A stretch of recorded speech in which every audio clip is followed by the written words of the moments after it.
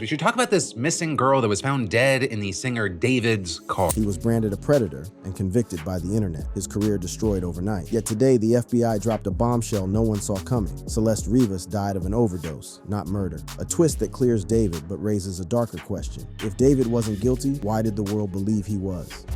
The twist first, FBI and Autopsy. The cameras clicked, the microphones buzzed, and the world leaned forward as the FBI chief finally stepped to the podium. After weeks of speculation, headlines screaming predator, and fans rushing to condemn him, the words landed with a weight that nobody expected. After careful review of the evidence, there are no criminal charges against David Anthony Burke, known professionally as David. At this time, we confirm he is not a suspect nor has any criminal record linked to this case. The announcement reverberated across social media, halting the endless cycle of accusations that had painted the 20-year-old singer as both a killer and a monster. For weeks, his name had been synonymous with scandal. The viral hashtags, the resurfaced screenshots, the unreleased songs dissected line by line. But suddenly, the nation was confronted with a reality far less sensational and far more tragic. Celeste Rivas, the 15-year-old whose body had been discovered in his Tesla, had died of an overdose. The autopsy had spoken, and it was final. When the Los Angeles County Medical Examiner released the findings, they confirmed what many online sleuths had refused to consider. The cause of death was not strangulation, stabbing, or any deliberate act of violence. It was a fatal overdose. The toxicology report revealed a lethal cocktail of opioids and depressants in her bloodstream, the kind of combination all too common in the epidemic tearing through America's youth. Forensic notes added that while her body was found severely decomposed and partially dismembered, there was no conclusive evidence that David himself had inflicted those injuries. Some investigators even suggested the dismemberment may have occurred after death, perhaps by someone trying to conceal what had really happened, rather than as part of the crime itself. This was not the revelation the internet was prepared for. To millions of fans, and just as many detractors, David had already been tried and convicted in the court of public opinion. But now, the medical science told a different story, one of addiction, overdose, and tragic youth rather than a celebrity-fueled homicide. The FBI's clarification came as the dust of outrage was still thick. People wanted to know why it had taken so long for authorities to make such a definitive statement. The Bureau explained that the frenzy of viral leaks and speculation had demanded careful cross-checking. They had to comb through mountains of circumstantial evidence, the Discord chats tying his name to Celeste, the unreleased song that seemed like a confession, even the unsettling tattoo coincidences between the singer and the victim. But despite the storm of suspicion, hard evidence simply wasn't there. The Tesla was his, yes, but ownership of a car didn't equal guilt. At the estimated time of death, he had been on tour, and the digital record confirmed his absence. By the time federal authorities stepped in, the LAPD had already been buried under pressure to name him a suspect. Online sleuths were dissecting every lyric, every photo, every interview he had ever given. But the FBI's analysis confirmed there was no criminal record, no charges, and no official suspect classification. What legal analysts had warned turned out to be true. Suspicion is not proof. Yet the FBI's words didn't silence everyone. The internet had built a narrative too tantalizing to abandon overnight. Clips still circulated of the Tesla being towed, of neighbors whispering about the foul smell, of a teacher recounting Celeste's troubled past and her supposed encounters with the rising artist. One viral broadcast captured the speculation best. We now know who the victim is in this case, and there are a lot of twists and turns. Yes, the victim, as it turns out, is a 15-year-old girl named Celeste Rivas. And Celeste Rivas had gone missing about a year ago. That imagery of a teenage girl missing for over a year, discovered lifeless in the trunk of a celebrity's car, was too haunting to let go of. Even when science provided clarity, the whispers of grooming and exploitation kept spiraling. The reason this case gripped the nation was not only the tragedy of a young life cut short, but also the uncanny web of connections linking her to the singer. Celeste's mother revealed her daughter bore a small tattoo on her finger, etched into the skin. And a tattoo that he has is very, very interesting. So we found photos from last September where he has on his pointer finger of his right hand the same finger as hers. The same exact finger, the exact same tattoo. It's in black. Photos of David later surfaced showing him with the same design on the exact same finger. Around the same time, an unreleased track leaked online, a song titled Celeste. Its lyrics spoke of obsession, secrecy, and police cars with lines like "Nobody ever caught me," which fans rushed to interpret as a hidden confession. Media outlets quickly picked it up, adding fuel to the fire. Meanwhile, screenshots of old Discord conversations re-emerged, allegedly showing him asking about Celeste by name, joking with minors, and chatting late at night. In an online climate already sensitive to stories of celebrity grooming, these images were damning, even if unverified. Coverage linked the chats directly to his server, and the narrative of a predator began to stick.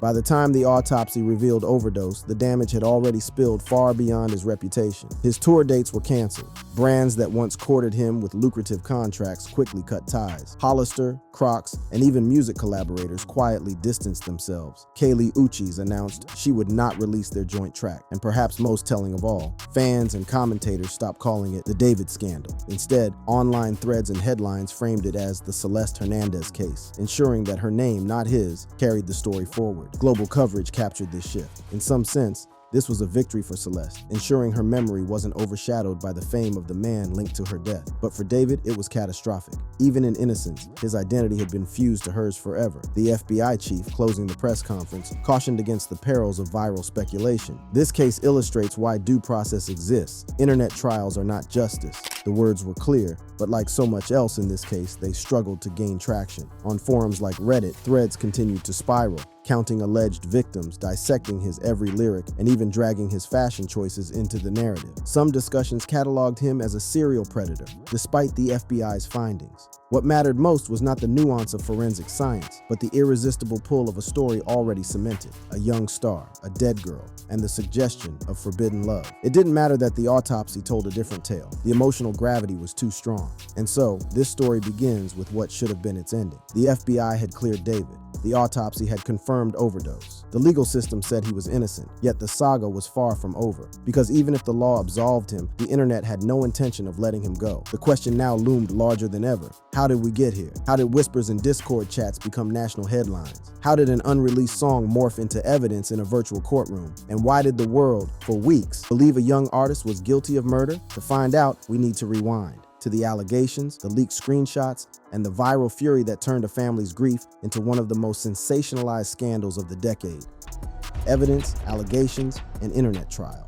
The autopsy might have spoken, and the FBI might have cleared his name, but rewind the clock just a few weeks, and the picture of David was very different. At that time, he wasn't being spoken about as a victim of internet speculation or as a young star caught in a tragedy he couldn't control. Instead, he was the villain at the center of a story that spread faster than any song he had ever released. It began with a shocking discovery in Los Angeles, but it spiraled into something much bigger: the perfect storm of internet culture, celebrity scandal, and a society primed to suspect the worst. It all started with screenshots. Not just one or two isolated posts, but a flood of them, posted across X, formerly Twitter, TikTok, and Reddit. In the hours after Celeste's body was identified, accounts began dropping what they claimed were direct messages between David and underage girls. Many of the conversations seemed ordinary at first, the kind of casual banter you'd expect between a rising musician and fans who admired him. But a darker undercurrent emerged. Some of the messages allegedly showed him acknowledging their age and continuing to chat in suggestive tones anyway. Others included references to Celeste herself, almost as if her presence had long been orbiting his online persona. What made these leaks so potent was the timing. The body was barely cold, and already the internet had what looked like proof of guilt. Screenshots like these didn't just add to the story, they rewrote it. Suddenly, the narrative wasn't just that a missing girl had been found in his car, but that this girl had been part of an inappropriate relationship with him all along. The possibility of grooming, the hints of exploitation, and the whispers of an obsession grew louder and louder until they drowned out everything else. And the public didn't wait for confirmation. They took the screenshots as gospel. The resurfacing of his unreleased track titled Celeste only poured gasoline on the fire. Long buried in obscure corners of fan forums, the song suddenly reappeared online, complete with lyrics that seemed to sketch a chilling portrait of secrecy and obsession. Phrases about "nobody ever caught me," mentions of tattoos, and imagery of hiding away from the world were ripped from their musical context and paraded as confessions. Outlets like the New York Post ran stories about the song's existence, ensuring that what had once been a little-heard demo became part of the trial by internet evidence file. In a culture trained to decode lyrics as autobiographical, listeners treated the track as nothing less than an admission of guilt. Adding to the eerie coincidences was the tattoo. Celeste's mother revealed that her daughter had gotten a "shh" tattoo on her finger, a simple design that bore an uncanny resemblance to one David himself sported. Within hours, side-by-side images circulated on X, framed with captions like, "What more proof do you need?" Coverage linked this eerie similarity directly to the scandal. The imagery was irresistible, a secret shared in ink, a bond hinted at in permanence. And in the echo chamber of social media, it didn't matter if tattoos like these were relatively common. It only mattered that this one could be tied to a girl now found dead. Then came the Discord logs. Forums lit up with what users claimed were archived conversations from as far back as 2023, showing David engaging with multiple underage fans. In one log, he allegedly responded to a girl identifying herself as 14 by continuing the conversation without hesitation. Another conversation supposedly included Celeste's name. The Economic Times covered the resurfacing of these Discord chats, giving them a veneer of credibility, even as questions lingered about authenticity. But in the court of public opinion, those questions hardly mattered. The logs were treated as evidence. Within days, hashtags like #JusticeForCeleste and #DavidExposed trended worldwide. Every corner of the internet seemed to play host to amateur detectives dissecting his past. TikTok creators made multi-part series linking lyrics, screenshots, and even photos of him at events to Celeste. On Reddit, threads cataloged alleged victims, some claiming their own conversations with him had been inappropriate. Posts on our hip-hop heads tallied supposed connections and victims, turning the discussion into a crowdsourced case file. It wasn't just that people believed the story, it was that they believed they were uncovering it themselves. The media, for their part, wasn't far behind. Traditional outlets picked up on the frenzy, sometimes responsibly, sometimes not. NBC News confirmed the horrifying basics, that Celeste's body had indeed been identified in his impounded Tesla. But tabloids like The Sun and Daily Mail went further, fusing fact and speculation until the line between reporting and rumor was nearly invisible. By the time major platforms like People and Variety ran headlines about the police searching his Los Angeles home, the impression that he was guilty had already set like concrete. One video clip that went viral captured just how deeply this impression spread. She met this dude on social media. He was a rapper in LA. He came and got her. She ran away from home. She was gone for like a month. The cops found her in Hollywood, brought her back to our school. She came back to our school, kind of told people this story. She disappeared again in May of that year. And then I found out yesterday that she's now dead in that rapper's car, cut into pieces. Moments like this clip weren't just coverage, they were performance. They dramatized the story, packaging speculation as narrative, and that made it irresistible. What made this moment feel unstoppable was the emotional current driving it. Stories of grooming and abuse, particularly in the entertainment industry, carry a weight that factual clarifications rarely undo. The public had seen this pattern before: young girls, powerful men, secrecy, and then a breaking point. It didn't matter that David had only just turned 20. To the internet, he was another case study in a cycle they already recognized. And when narratives fit familiar molds, they spread without friction. For David himself, the fallout was immediate and brutal. His team canceled shows one after another, sometimes without explanation, sometimes with vague references to ongoing investigations. Fans who had once filled his comments with adoration flooded his Instagram with disgust, disbelief, and demands for answers. Brand partnerships vanished. Companies that had once plastered his face on billboards scrubbed him from their websites overnight. Hollister and Crocs, two of his most visible sponsors, quietly cut ties. And perhaps most symbolic of all, Kaylee Uchis publicly announced she would no longer release their collaboration, sending a message that, even among peers, association with him had become toxic. Another viral clip surfaced, showing the cultural backlash in real time. Really don't know much else with the LAPD telling NBC News. At this time, the LAPD does not have a crime classification from the coroner as the mode or manner of death, thus we do not have any suspect information. But now, with the case getting a ton of attention online, you have internet detectives using David's music, work, and other information to now try to allege that he's behind this. Though again, as of right now, the LAPD said that there are no current persons of interest, and this hasn't even officially been ruled a homicide yet. But with that said, we're already seeing some fallout with brands like Hollister and Crocs saying that they're removing him from ad campaigns. Also, Kali Uchis said that she's going to be pulling her song with him as well, and he also canceled his concert last night, and he's scheduled to perform in LA soon, so we're gonna have to see if any of that changes. In the music world, silence can sometimes be a shield, but in this case, David's lack of a public statement only fueled speculation. Fans speculated that he was hiding. Critics claimed it was proof of guilt. Each day without a response became another layer of suspicion. Where was he? Why wouldn't he speak? Why wouldn't he deny? By saying nothing, he let others fill the silence with their own conclusions, and none of those conclusions favored him. The most devastating aspect of this wave wasn't just the professional losses, but the way it redefined his entire identity. He wasn't the kid who blew up on TikTok anymore, or the singer behind Romantic Homicide. He was the name attached to Celeste Rivas, the man whose unreleased track bore her name. name, the artist with the matching tattoo, the face at the center of screenshots, threads, and exposés. Even as authorities withheld judgment, the internet had no such patience. In its eyes, he was already convicted. That conviction carried a strange kind of collective thrill. In a fractured media landscape, stories like these provide rare moments of unity. Strangers debated evidence, shared theories, and pushed hashtags, all participating in the same unfolding drama. For some, it was righteous fury. For others, it was entertainment. But for David, it was devastation. And yet what made this story so intoxicating was not just the evidence, but the way it appeared to connect in an almost cinematic way. A body in the car, a song with her name, a tattoo that matched, Discord chats that confirmed suspicion. Each piece felt like a puzzle fitting together too perfectly to be coincidence. It didn't matter whether the pieces were authentic or whether they told the whole story. It only mattered that they fit the narrative people wanted to believe. By the time the FBI stepped in with their clarification and the medical examiner released the autopsy report, the internet had already moved to sentencing. For many, the only question was how long he would spend in prison, not whether he would go at all. And so when the official word arrived that there would be no charges, it didn't feel like exoneration. It felt like betrayal. It felt like a system protecting yet another celebrity, another man accused of the unforgivable. The science said one thing, the emotion said another. The damage was irreversible. Even if innocence had been proven beyond doubt, the story had already been written and it had already been consumed. In the eyes of many, he would forever be tied to Celeste, not as an innocent bystander, but as the ghost hovering at the edges of her tragedy. His career, his reputation, his future, all of it was reshaped in the glare of this internet trial. And so, as the world grappled with the contradiction, innocence in law, guilt in culture, a question hung heavy. Was there ever any chance for him to escape this? Could an artist recover from being at the center of a storm so powerful, even when the facts said otherwise? The answer lies in how the story began, long before the FBI's podium, long before the autopsy. To understand how this scandal reached its fever pitch, you have to go back to the rise of David himself, the image he cultivated, the audience he drew, and the nightmarish twist when a missing girl's name became forever linked to his. Rise, shock, and discovery.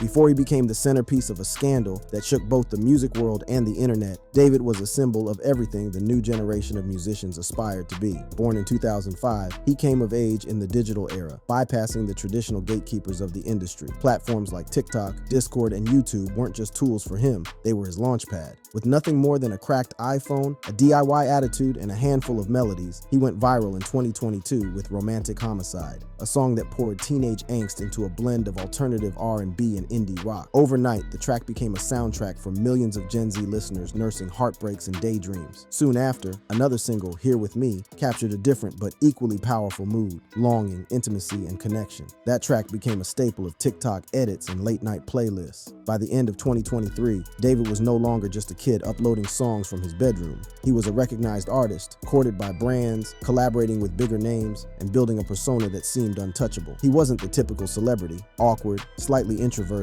with a streak of authenticity that fans cherished. He was theirs, a star who had risen from their own platforms, and his success felt communal. But as 2024 bled into 2025, the story of David began to shift. It didn't happen with a single moment, but through whispers, screenshots, and side-eye glances at behaviors that no longer seemed so innocent. His Discord server, once a playground for fans to interact with him directly, became the centerpiece of rumors. Allegations surfaced that some of the girls he interacted with were underage, and though defenders argued he was just a teenager himself when some of those chats began, the conversations carried a weight that unsettled many. Screenshots began appearing in niche forums, DMs with girls who claimed to be 14, 15, sometimes even younger. For every defender insisting context was missing, another user countered with receipts. Then came the disappearance of Celeste Hernandez. Celeste was reported missing from Riverside County in April 2024. Her family left in the unbearable limbo of uncertainty. Months passed with no answers, no leads. Posters with her face appeared in school hallways, police reports circulated, but nothing concrete materialized. For a while, she became another statistic in California's rising tide of missing teens. The internet took fleeting notice, then moved on. Her name, however, would return in the most horrific way imaginable. On September 17, 2025, the Los Angeles Police Department impounded a Tesla registered under David's name in the Hollywood Hills. Inside, authorities discovered a body in an advanced state of decomposition.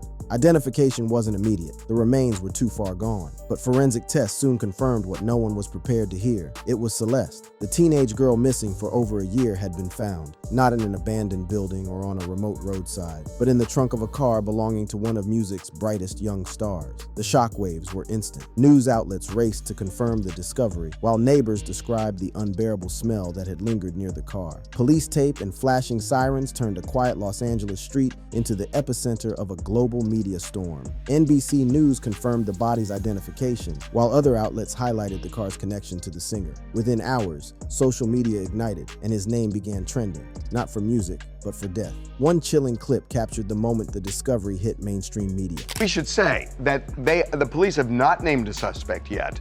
The police have not named a person of interest yet, but that doesn't mean they don't have one. For fans who had idolized him, the disbelief was palpable. How could the same voice that had soundtracked their heartbreaks now be connected to something so horrific? For critics, however, the discovery wasn't just shocking, it was confirmation. All those Discord whispers, those screenshots, those unearthed lyrics suddenly snapped into focus. To them, the body wasn't a mystery. It was the missing piece that tied everything together. And then came the leaks. The unreleased track, Celeste, which had floated in obscurity for months, resurfaced in the aftermath of the discovery. Its lyrics, once brushed off as cryptic or artistic, were reinterpreted as evidence. Mentions of secrecy, police cars, and nobody ever caught me felt damning in light of what had been found. Headlines blared about the disturbing unreleased song, and platforms like the New York Post ran with the story. Suddenly, what had been an unreleased demo became a confession track. At the same time, the tattoo connection emerged. Celeste's mother described her daughter's small finger tattoo, the word shh etched into her skin. When fans circulated images of David with the exact same design on the same finger, the internet collectively gasped. To many, this was not a coincidence.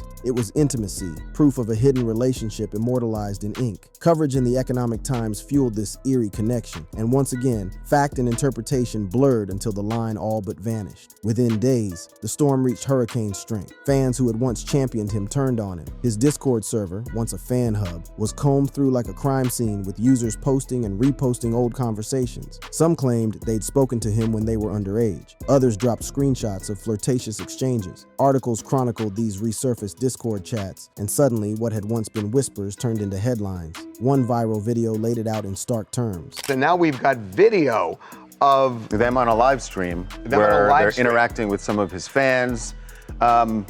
It's a short clip, and so it's hard to make out what they're talking about, but at one point, he does say to the moderators of the chat that we should make sure when this is done, don't leave it up. The cultural machine went into overdrive. Reddit threads ballooned with speculation. X trended with hashtags like #JusticeForCeleste, and TikTok creators posted multi-part exposés. Each new post, each new thread became part of the growing narrative. Even before law enforcement had issued a statement, the internet had already decided he was guilty. Brands reacted quickly as they always do when controversy hits. Hollister and Crocs, which had prominently featured him in campaigns, cut ties. Kaylee Uchis publicly distanced herself, scrapping a collaboration that had once been hyped by fans. Festivals quietly removed his name from lineups. His once bright future dimmed almost overnight. For Celeste's family, the discovery brought a heartbreaking kind of closure. They released a statement acknowledging the identification of her body, thanking supporters, and demanding justice. Global news covered the family's grief, amplifying their pain as part of the global conversation. In the rush of speculation, it was sometimes easy to forget that this wasn't just a scandal, it was a tragedy.